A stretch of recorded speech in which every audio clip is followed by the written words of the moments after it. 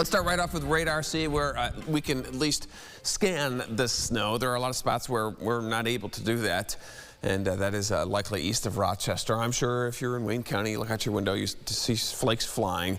Might just not be scanning it very well, as it's a pretty low level snow, real close to the surface, but the stuff that we can scan tells me we're getting a little bit heavier snow in those spots. So you go over to the west side, maybe Brockport getting a little bit of snow there. You go way out there, Lindenville probably catching in on some flakes as it extends south.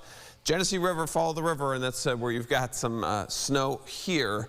And this will persist for a lot of this morning. Couple of things going on here. You've got a north flow, so we are, yes, getting a little bit of moisture along Lake Ontario. Elevation makes a difference. Note that the snow gets a little bit more intense as you go up even slightly in elevation, as that creates lift. Orographic lift is the fancy word for it. And then you've got this, a massive nor'easter that's just dumping snow across New York City, Long Island, Connecticut, Rhode Island, Massachusetts, Cape Cod, 60, 70 mile per hour winds, peaking, gusting. And not sustained necessarily, but still really impressive storm system that is just top 10 nor'easters for them of all time.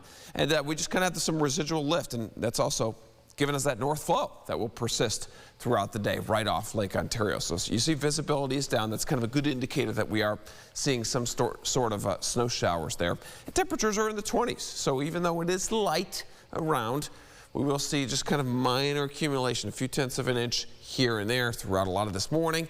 A little bit of a break this afternoon, but still, as long as you have that north flow, there's still going to just generally be that threat that we have light snow showers around. Hey, we're going back to school.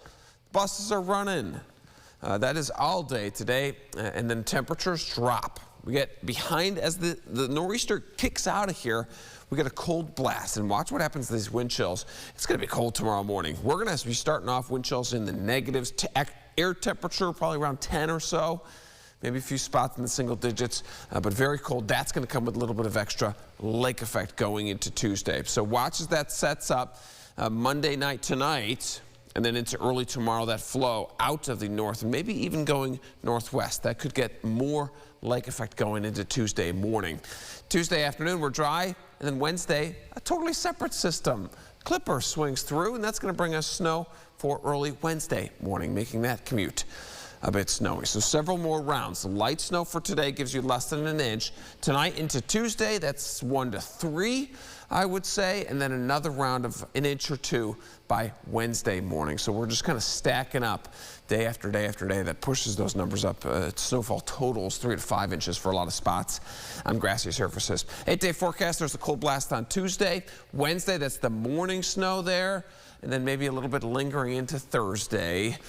Numbers, we do see a little bit of a spike there. How about that? We'll see if we can hold that forecast for Saturday. Low 40s there with a little bit of sunshine before cold air sweeps in yet again going into March. Thinking about this blizzard, like 200 miles to the west. Yeah. Could have been a different story for us here today. Yes, They've got all the snow downstate. More top story straight ahead.